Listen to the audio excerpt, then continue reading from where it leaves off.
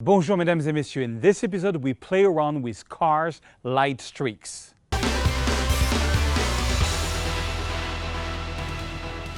Bonjour mesdames et messieurs, my name is Serge Ramelli. I'm a French photographer living in the beautiful, the amazing, the formidable city of Paris. And I make 2 tutorials per week. Click here if you want to subscribe to my newsletter and get all the raw files. In this episode there is over 7 raw files for free. All you have to do is accept to be a bit spammed by me with my newsletters and you will get all the raw files. And click here if you want to subscribe to my YouTube channel. All right, in last episode I showed you a really cool trick with Focus 2 Pro from MacFun, a really nice piece of software. That's the final result. This week I'm going to go to Paris and show you how we can play around with a tripod and car streaks to get this final result. It's a bit of Lightroom, it's a bit of Photoshop, it's a bit more complex, but it's really cool. All right, so let's go to Paris and let me show you this super trick. All right, guys, before we get started for this free tutorial, I'm going to give you 1, 2, 3, 4, 5, 6, 7 raw files taken with a Sony A7R plus a texture file for free. All you have to do is jump over to my website, photosurge.com, and you have to go to News, Sign Up, and then you can sign up with your name and your email on my newsletters. You will get a whole bunch of newsletters from me with great promotions, all the free stuff that I do. And then in exchange, you will come to this page, and on this page, you will be able to download for free all the raw files to follow along.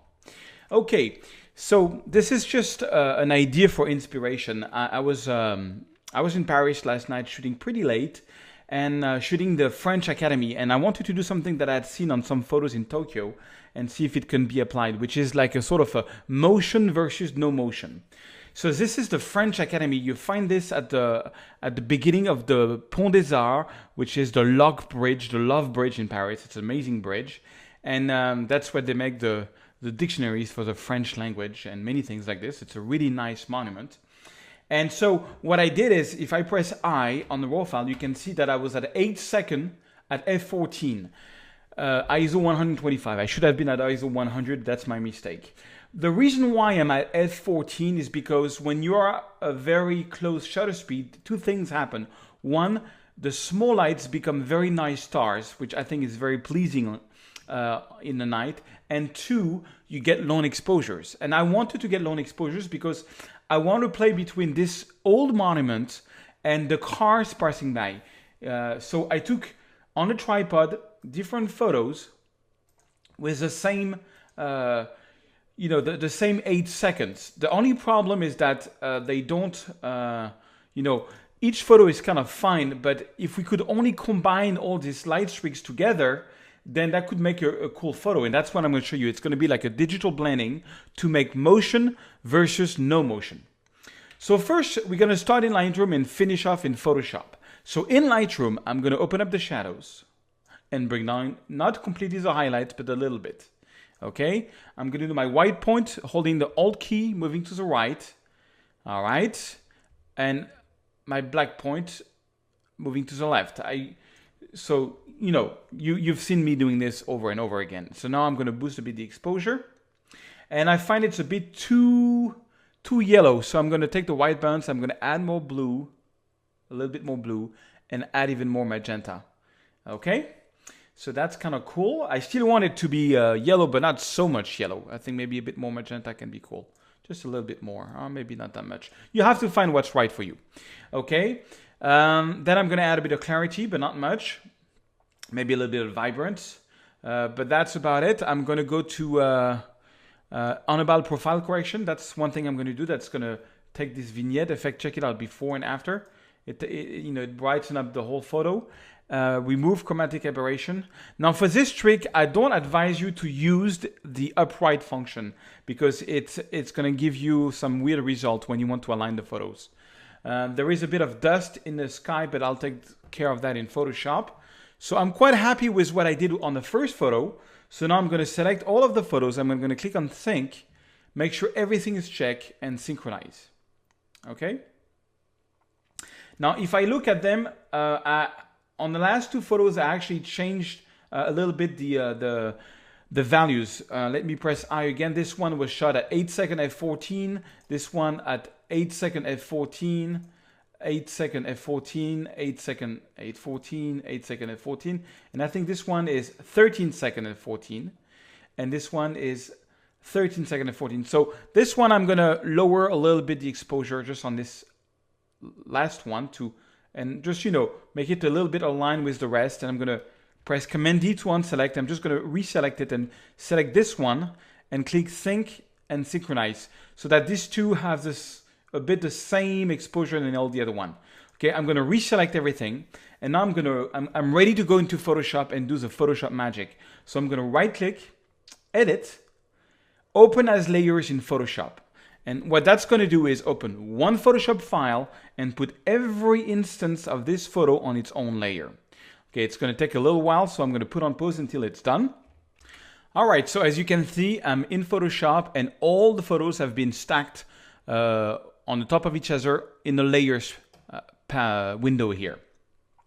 Now, the first photo you see in Photoshop, all the layers are being read from the top down. Okay, so this one, I like this one. It's going to be my base photo because this one is clean. It's got so much rays on it. It's pretty clean. So this one, I'm going to call it clean, and I'm going to put it at the bottom of my stack. Okay. Then I'm going to turn off the visibility of each layer. Oh, before I do that, I'm going to select everything because you see what happened is that I moved a little bit. You see, when I changed the photo, you can see the photo moved a little bit. So I need to align them first. So with all my layers selected, I'm going to go to Edit, Auto Align Layers, Auto, to make sure that they are all aligned. That's very important for this trick to work. And I advise you to go in a place where you have something nice, which is still, and cars passing by. And with long exposure during the night, you can make that effect. It can be very cool. Like I've seen it in Tokyo with all the highways or in Los Angeles. It's really cool. The thing is, the reason I'm showing this tutorial is when you do it on just one photo, often the light streaks are not strong enough. So the effect is kind of okay, but it can be better. You will see what I mean in a second. Okay, so now all the layers have been aligned. And what I'm going to do is I'm going to turn off the visibility of all the layers except the last two. The base is our clean one, and this one is just the one that's on top, okay? Now this one that's on top, I'm going to change its blending mode to screen.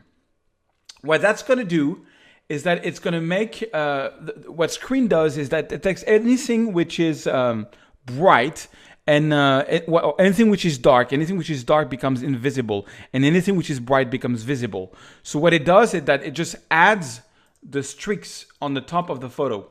The only problem is that in the same time, it makes the whole photo a bit brighter. So we have to correct that. So we are on screen, and to correct that, a very simple way is you press Command L or Control L on Windows, and that's going to open the levels. And the levels is basically going to change the exposure of the photo. And the best is to take the middle slider, which is the middle tones, and move it a bit to the right to make it darker until you've got something that you like. I kind of like that. So I'm happy with that. I've just made this a bit darker. So you can see it is darker, but as it is in screen mode, it just looks natural now. Now, what I want to do is I just want to get the light streaks which are at the bottom. I don't want necessarily the top one. So I'm going to press the Alt key on my keyboard and press the masking icon here, which is going to create a black mask. Now, a black mask, what it does is that anything which is on that layer is not visible. And anything which is white now will be visible. So if I take a little brush by pressing B or going to Brush Tool, I make sure the opacity is at 100, flow 100. To make the size of the brush bigger or smaller, you press Control and Alt, and you can move. I'm going to make it a bit smaller. And I'm just going to brush the bottom part of the photo here. Oh, sorry, in white. The white needs to be the foreground color. So I'm pressing X, and now white here is the foreground color. So you see you've got a black mask. Now, if I paint in white, what's visible in that layer is only going to be visible where I painted. Now, if I paint too much like this, I don't want to paint this part here, or I don't want to have this light strike here, I can just press X, and now I can paint in black, and I'm just going to mask that. All I want is the bottom streaks, okay? So I'm happy with that. Look at the mask. If I press Alt, you can see the mask. Basically, in white, what's visible, and in black, it's not what's visible. I'm just going to take that out. I just want to make sure I've got the bottom part of the streak lights, and I'm pressing the Alt key again on the mask to come back to how it was. And now I'm ready to make visible the next layer. Same thing, formula. I'm going to put it into a screen mode so that it blends together. I'm going to press Command L or Control L on Windows to bring the levels, make it darker so that it matches the exposure, so that we have just the light streak blending through. Okay. You see, I like what it does, but I don't like this, what it does here, what it does there. So same thing, I'm going to press Alt and black mask. Make sure white is my foreground color with a little brush. And I'm just going to brush here. And I'm bringing a little bit more brush light strikes here, but just at the bottom, okay? And we continue going up like this. This one, I put it into screen mode. It's a bit repetitive, but it's nice. Command L, move the layers like this. Okay, until it looks sort of natural. Okay, press the Alt key. And I brush in white to bring some of the lights at the bottom, and just at the bottom. All right. Okay, and let's keep on going. So screen, Command L. It can get a bit boring, but you see there's only 3 more to go. I'm gonna try to go fast. All right. So I'm just, adding up all the light streaks because there was not enough cars passing by to make a nice effect. And often you have that problem. So screen. All right. Command L for levels. Make this one darker. All right. Okay. Mask. And let's just bring the bottom part. Just the bottom part. Just want this part a little bit light streak here. Voila. And the last one. Okay. Screen. Command L. To the right. All right. A little mask.